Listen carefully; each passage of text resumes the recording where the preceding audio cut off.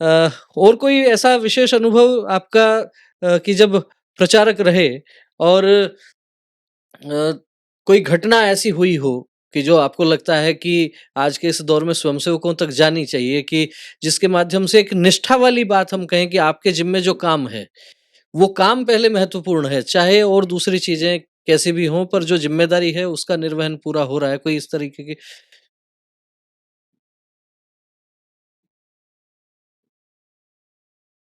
एक बार ऐसा हुआ था कि वो उम, मेरे छोटे भाई का बस एक्सीडेंट में देहांत हो गया जोधपुर में। अच्छा। और मैं जोधपुर में प्रचारक था। हुँ। और वो मेरे को छोड़ने आया था। हमारी बस रवाना होने वाली थी, कॉलेज विद्यार्थी शिविर था पूरे राजस्थान का ब्यावर में। ब्यावर में। तो जी। जोधपुर में जहाँ से बस रवाना होनी थी, हुँ। वहाँ पर हमको छोड़ने आया। हुँ। उसके बाद उसको जाना था अपने साले की शादी में। अच्छा। वो जयपुर में हुँ। जाना है उसको। उसका ससुराल है या इधर अजमेर रोड पे। हुँ। वहाँ जाना था। तो बस में वो जगह रोकना था। हुँ। उस समय बस के अंदर रिजर्वेशन नहीं हुआ करते थे। हुँ। तो चलती बस में उचक्के जो हाँ, सामान सामान रखना। रख दो आप तो हाँ, वो सीट आपकी हो हाँ। गई। हुँ। तो बस जो है ना वो बस अड्डे में लग रही थी, उल्टी जा रही थी। हुँ। और एक रोड लगी हुई थी। जी। रोड पकड़ के उसने सामान रखना चाहा, वो रोड हाथ में आ गई और हुँ। बस का पहिया उसके ऊपर से निकल गया। अच्छा। वही उसने दम तोड़ दिया। मेरा एक छोटा भाई वहाँ उसके साथ में था। हुँ। और जितने भी कार्यकर्ता थे सब तो शिविर में आए हुए थे, हुँ। तो वहाँ कोई था नहीं। तो उसको एक विष्णु प्रसाद के कार्यकर्ता थे, डागा जी, हुँ। उनको वो जानता था। हुँ। उनके पास गया तो उन्होंने कहा कि विभाग कार्रवाई जी यहीं पर है। हुँ। वो छोटा भाई जानता भी नहीं था विभाग कार्य कौन होते। हुँ। यहीं पर है, क्योंकि उनके बेटे की शादी है, हुँ। इसलिए उनके पास चलते। तो उनको लेके वहां पर आए। उन्होंने कहा कि संघ कार्यालय में चलते, वहां पे सब फोन नंबर वहां है। हुँ। संघ कार्यालय ताला लगा हुआ था। जी। ताला उन्होंने तोड़ा हुँ। और उन्होंने जयपुर फोन किया। उन्होंने ब्यावर में फोन किया। हुँ। तो जयपुर वालों ने रामगढ़ फोन किया। हुँ। मेरे पिताजी का खेत है सरजोली के पास। अच्छा। तो वो जीप लेके सरजोली के खेतों में गया हुँ। और पिताजी को लेके आया। हुँ। फिर जयपुर लाया। फिर जयपुर से बस में बिठाया। मेरे को समाचार किया।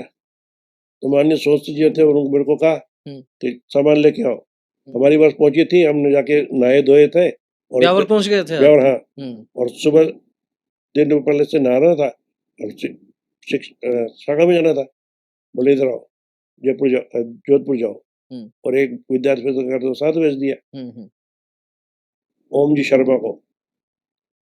तो मेरे को कहा कि उसने मेरे को बताया हुँ। कि तुम्हारे कितने भाई जोधपुर में। हुँ।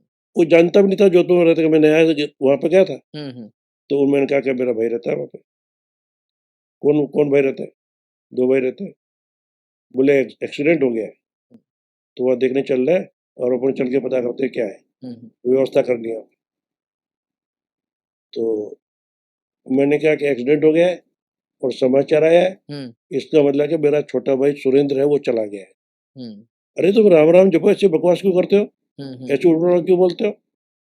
मैं कि वो जो दूसरा भाई है हुँ। वो मेरा 7वीं पीढ़ी में भाई है, हुँ।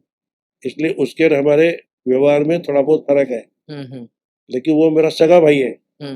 मेरे हम जितने भाई हैं, हमको कोई कष्ट होता तो किसी को बताते नहीं है। हुँ। सुख का समाचार देते, दुख का नहीं देते।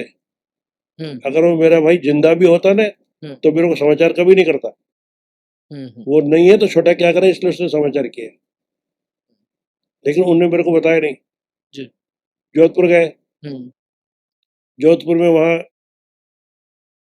एक पीएनबी का बैंक है, वहाँ बैठे और सामने हॉस्पिटल है।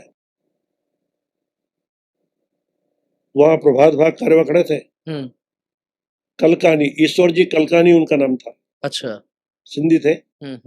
उन्होंने हमको देखा तो वहाँ बैंक में आ गए और जाके बोला अभी तक पोस्टमार्टम नहीं कराया है। क्लियर हो गया कि मर चुके हैं, हुँ। है ना?